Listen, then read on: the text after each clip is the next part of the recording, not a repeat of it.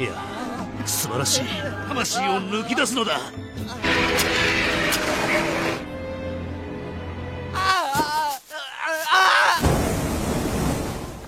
Setelah dicap sebagai orang yang gagal, pria ini mencoba menjadi Tuhan dengan mengikuti berbagai pelatihan yang di luar nalar. Bahkan sampai tak makan dan minum selama 10 tahun. Mampukah orang ini menyelesaikan misi gila itu? Dan apakah ia berhasil menjadi Tuhan? Yuk mari kita mulai ceritanya, man. Semua ini dimulai 250 tahun yang lalu. Terjadilah perang besar antara kerajaan Kosala dan Magadha tentang persoalan sungai Gangga dan kota bernama Kapilavatthu.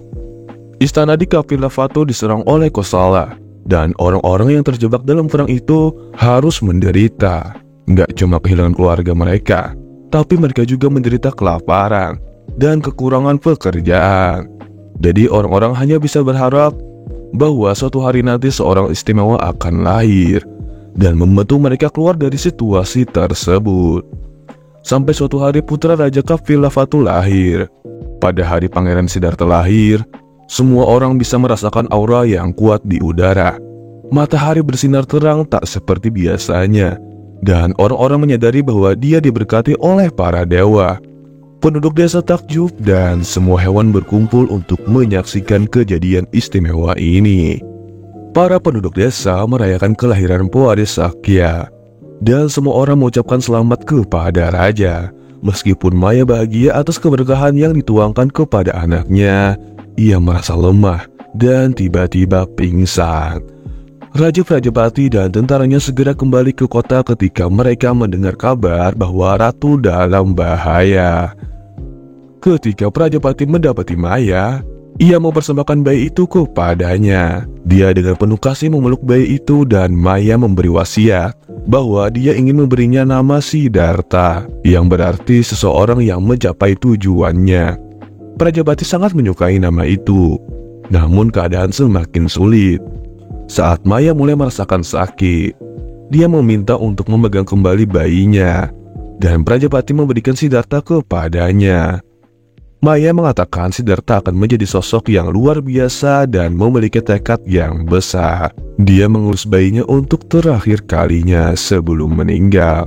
Prajapati hanya bisa mendekap anaknya erat-erat, sembari Siddhartha menangis karena kehilangan ibunya.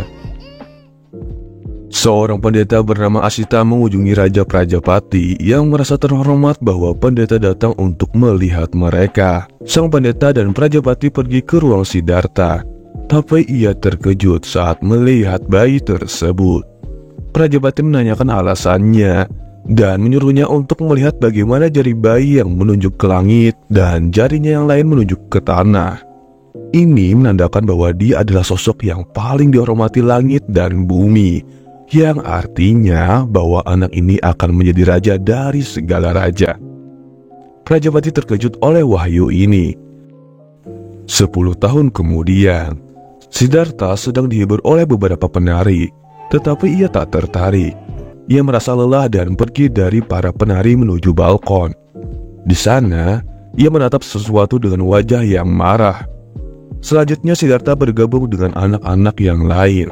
Nah, saat seorang tetua memberitahu mereka untuk cepat tumbuh dewasa dan menjadi prajurit hebat untuk mengalahkan Kosala, Siddhartha tiba-tiba bangkit dan bertanya kepada sang tetua, apakah perang benar-benar akan berujung pada kematian? Sang tetua mengatakan ada beberapa yang selamat, tetapi Siddhartha ingin tahu apa yang terjadi pada seseorang setelah mereka mati. Sang tetua menyebutkan pemakaman, tetapi Siddhartha terus bertanya apa yang terjadi pada orang mati setelah pemakaman. Sang tetua menutup mulutnya, mengatakan bahwa ia datang untuk mengajar bukan untuk berdebat dengan Siddhartha. Siddhartha terduduk hingga merasa sedih. Tapi seorang anak bernama Jeda berbisik kepadanya bahwa mereka harus pergi bermain karena pelajaran itu membosankan. Anak lain setuju dan kedua anak laki-laki itu menarik Siddhartha pergi bermain. Mereka sedang berburu kelinci dengan busur rakitan mereka. Jeda melewatkan tembakan pertama, dan kelinci itu pun lari. Mereka mengejarnya dan mengepungnya. Jeddah hampir mau menembak lagi, namun tiba-tiba Siddhartha melompat ke atasnya untuk menghentikannya. Kelinci itu lolos ketika anak panah tersebut meleset. Jeddah bertanya apa masalah Siddhartha, mendorongnya menjauh. Dan kemudian dia dan anak laki-laki lainnya kembali pergi berburu hewan lainnya. Siddhartha lagi-lagi merasa sedih dan mulai berpikir untuk jalan-jalan di tengah hutan. Dia mengembara ke dalam hutan dan hewan-hewan di sekitarnya tak takut padanya. Mereka malah keluar dari persembunyian mereka untuk melihatnya. Namun momen itu singkat, karena Jeddah jatuh ke dalam rawa dan tak bisa keluar. Ia tenggelam sambil memanggil pertolongan. Siddhartha mendengarnya dan bergegas untuk membantu. Anak yang lain mencoba menjangkau Jeddah, sementara Siddhartha melihat situasi dan pergi mencari sebuah ranting. Dia menurunkannya dengan berat badannya. Cabang itu menjadi cukup rendah. Jeddah yang berusaha keras untuk menahan diri, namun sayangnya hanya bisa menggenggam ujungnya, yang langsung patah saat dia meraihnya. Jeddah masih menangis meminta tolong, tapi sudah terlambat karena dia sudah sepenuhnya tenggelam di rawa tersebut. Siddhartha dan anak lainnya sangat syok atas kejadian itu. Berita ini tersebar ke masyarakat dan mereka semua bergegas ke hutan. Siddhartha pergi dari sana, merasa sedih ketika dia dipanggil oleh ibu tirinya. Siddhartha ingin menyembunyikan wajahnya yang sedang menangis dari semua orang, tapi tak bisa. Dia lari ke pelukan ibunya sambil menangis. Ibunya pun memeluknya, bersyukur dia baik-baik saja, dan mengatakan bahwa Jeddah sudah mati. Siddhartha menjadi lemah karena menangis hingga pingsan di pelukan ibunya. Sang ibu membawa dia ke kamarnya buat istirahat, tapi Siddhartha sangat malu sama dirinya sendiri sambil berbaring di tempat tidur dan memalingkan wajahnya dari ibunya. Sang ibu bilang bahwa semuanya akan baik-baik saja dan dia seharusnya tidur dulu. Lalu dia meninggalkannya untuk istirahat dan bertemu dengan raja yang bertanya kepadanya bagaimana kondisi Siddhartha. Ia meminta maaf dan menyalahkan dirinya sendiri. Ia kemudian mengatakan bahwa Siddhartha sudah cukup tua untuk mengikuti pelatihan bela diri. Siddhartha yang tak tertidur bisa mendengar semua percakapan mereka. Beberapa hari kemudian, Siddhartha sedang belajar cara menembak panah, dan pelatihnya berteriak sambil memberikan instruksi kepada Siddhartha yang kesulitan menarik busur. Para prajurit mulai berlatih bertarung satu sama lain, tetapi mereka berhenti ketika melihat pelatihnya terlalu kasar. Mereka khawatir pada Pangeran Siddhartha yang bertahan melawan orang tersebut menyerang membabi buta. Siddhartha mencoba untuk menghalau serangan itu dengan perisainya dan terjatuh ke tanah.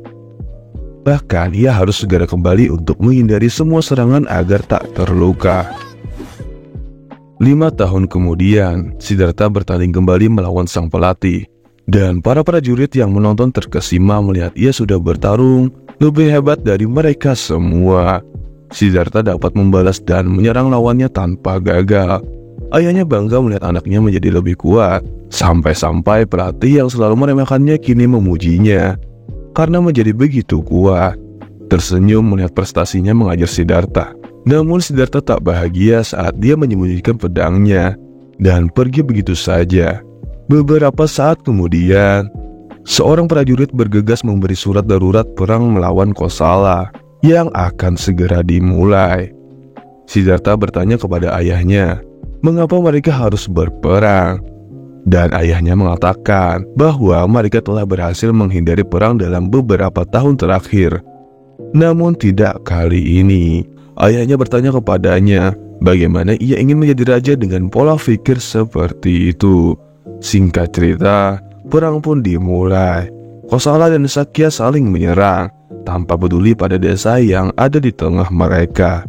Siddhartha menyaksikan dari atas bukit saat kedua negara bertempur menginjak-injak desa tersebut. Sakya melepaskan panah ke barisan depan Kosala, membuat ratusan pasukan musuh kewalahan. Namun pemimpin Kosala terus maju mendorong pasukannya untuk mengikutinya. Siddhartha melihat tumpukan mayat dan tak tahan untuk melihatnya. Ia lalu maju dengan pasukannya ke medan perang. Kedua belah pihak menyerang satu sama lain dengan segala hal yang mereka miliki. Sang raja menunggangi kudanya menaklukkan beberapa tentara Kosala, tapi pemimpin Kosala dan tentaranya masih mendominasi. dengan mudah menghancurkan tentara Sakya. Siddhartha pergi ke medan perang sambil berteriak pada mereka untuk berhenti, tapi teriakannya tak didengar. Siddhartha dikelilingi oleh tentara Kosala yang mengetahuinya sebagai pangeran, dan pemimpin musuh ingin segera membunuhnya untuk mendapatkan gelar.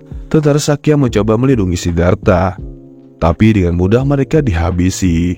Pemimpin Kosala bernama Capra mencoba menyerang Siddhartha, tapi tiba-tiba waktu terasa bergerak lambat. Semakin dekat dengan Siddhartha, dia menjadi sangat bersinar. Siddhartha tak mengeluarkan pedangnya saat itu, dan hanya menatap lurus ke arah Capro. Capro mulai memuntahkan darah, dan kudanya menjadi gelisah. Dia akhirnya jatuh sambil terus memuntahkan darah. Siddhartha dan Capro terus saling menatap, dan Capro menyadari bahwa segalanya berbeda, karena rasanya seperti Siddhartha sedang melihat jauh ke dalam jiwanya. Capro jatuh keras ke tanah, dan anak buahnya datang mengelilingi untuk memeriksanya. Namun dia sudah sekarat. Para prajurit Kosala diperintahkan untuk segera mundur. Seorang prajurit memberitahu Siddhartha untuk kembali ke pasukan. Siddhartha mundur bersama pasukan lain di bawah langit malam, dengan bulan menerangi sekitarnya. Putri Yasodhara, yang mana dia adalah istrinya, mendekatinya dan bertanya mengapa dia tak beristirahat. Dia menyebutkan bahwa dia duduk di sana setiap hari hingga larut malam, dan bertanya apakah dia memiliki kekhawatiran. Dia menjawab bahwa manusia mudah mati dan sakit. Ia bertanya-tanya kenapa ia tak bisa melakukan apa-apa. Siddhartha membalik halaman gulungan kertas di tangannya, dan mempertanyakan mengapa orang harus menyerah saat menderita penyakit yang tak bisa disembuhkan. Siddhartha percaya hidup ini penuh dengan penderitaan. Di masa kini, Siddhartha memberitahu istrinya bahwa meskipun dia dilahirkan sebagai seorang pangeran, dia merasa tak tahu apa-apa. Dia merasa lebih bodoh daripada anak-anak di sana. Siddhartha mengungkapkan keinginannya untuk belajar segala hal tentang dunia ini. Putri Yasodhara memeluknya dari belakang, namun Pangeran Siddhartha memintanya untuk beristirahat. Beberapa tahun kemudian, keluarga kerajaan berkumpul di kamar Putri Yasodhara, karena dia baru saja melahirkan seorang anak. Pangeran Siddhartha pergi ke teras istana untuk berpikir. Dia menyadari bahwa dalam kehidupan, ia akan mengalami semuanya sebagai manusia dan akan menghadapi kematian. Dia mulai tenggelam dalam pikiran ini, merasakan kegelapan di sekelilingnya. Dia berjuang karena menyadari bahwa kehidupan membawa rasa sakit, dan Siddhartha dengan putus asa ingin menemukan cara jelas untuk menghindari rasa sakit itu. Dia terkejut dari pikirannya dan menemukan dirinya duduk dalam posisi bersemedi di bawah pohon tengah hutan. Dengan tekad, dia berpikir bahwa pasti ada sesuatu yang bisa dia lakukan. Siddhartha mengambil keputusan besar untuk meninggalkan segalanya dan mencari kebenaran. Malam itu, ia pergi ke kamar ayahnya saat dia sedang tidur. Merasa sedih karena mungkin akan mengecewakan ayahnya. Siddhartha diam-diam meninggalkan sebuah catatan dengan harapan mendapatkan pengampunan. Dia menaiki kudanya dan pergi ke puncak bukit untuk melihat kota terakhir kalinya sebelum memulai perjalanannya. Seorang pria bernama Channa mengejar Pangeran Siddhartha dan memohon padanya untuk kembali. Siddhartha turun dari kudanya dan menyuruh Channa untuk membawa kuda itu kembali ke kota. Lalu dia mulai melepaskan semua perhiasan dan jubah kerajaannya. Channa mengambil barang berharga dan bertanya kepada Siddhartha apa yang sedang dia lakukan.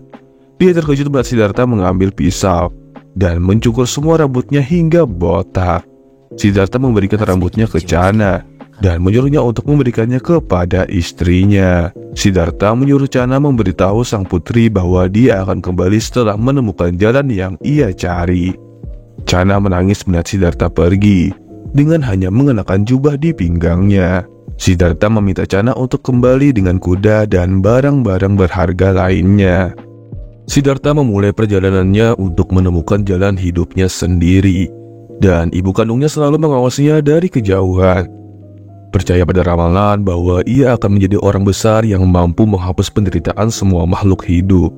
Sang ibu berharap yang terbaik baginya saat ia menjadi seorang petapa biksu dan mengembara ke berbagai belahan dunia. Perjalanan Siddhartha sangat berat. Ia bergantung pada kebaikan orang asing untuk makanan, tidur dimanapun selagi bisa, dan berjalan kaki melalui cuaca yang ekstrim. 苦行林までたどり着けないか。